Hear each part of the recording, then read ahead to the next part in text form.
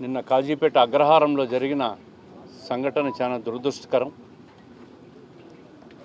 ప్రతి ఒక్కరి మనసు కలిచివేసే విధంగా ఆ సంఘటన జరిగింది.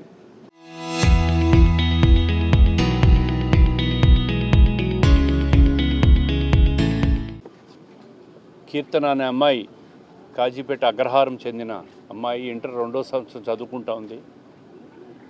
ఇంట్లో తల్లిదండ్రులు పని మీద పోయిన సందర్భంలో వంట చేసుకుంటా ఉంటే ఈ కిరాతకుడు ఇంట్లోకి పోయి ప్రేమ పేరుతో ఆ అమ్మాయిని గొంతు కోయడం చూస్తూ ఉంటే సభ్య సమాజం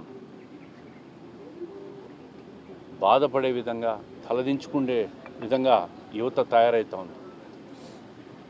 ఇటువంటి కిరాతకులను ప్రభుత్వం చట్టం ఖచ్చితంగా కఠినంగా శిక్షించే పరిస్థితి వస్తుంది. తప్పకుండా ఆ కుటుంబానికి ప్రగాఢ సానుభూతి తెలియజేస్తున్నాం. అదేవిధంగా ఇంకా పోస్ట్ మార్టం కూడా కాలేదు. ప్రభుత్వం దృష్టిలో ఉంది ఈ సంఘటన. ఇప్పుడే ఇన్ఛార్జ్ మంత్రి గారితో కూడా మాట్లాడే ప్రయత్నం చేశాం.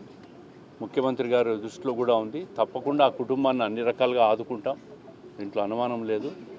ఏదైతే తప్పు చేశాడో ఆ యువకుడిని ప్రభుత్వం చట్టపరంగా ఖచ్చితంగా కఠినమైన శిక్ష అనుభవిస్తాడు. సమాజంలో మార్పు వచ్చినప్పుడు ఇవన్నీ జరుగుతాయి. లేదంటే ఆ అమ్మాయి ఇంట్లో వంట చేసుకుంటూ ఉంటే ఇంట్లోకి దూరి గొంతు కోయడం చూస్తూ ఉంటే అతని మానసిక పరిస్థితి ఏందో కూడా ఖచ్చితంగా మానసిక వైద్య నిపుణులు డాక్టర్లు కూడా అధ్యయనం చేయాలి ఇట్లా కేసుల్లో. నిన్న అలంకాన్పల్లిలో కూడా ఒక మర్డర్ జరిగింది.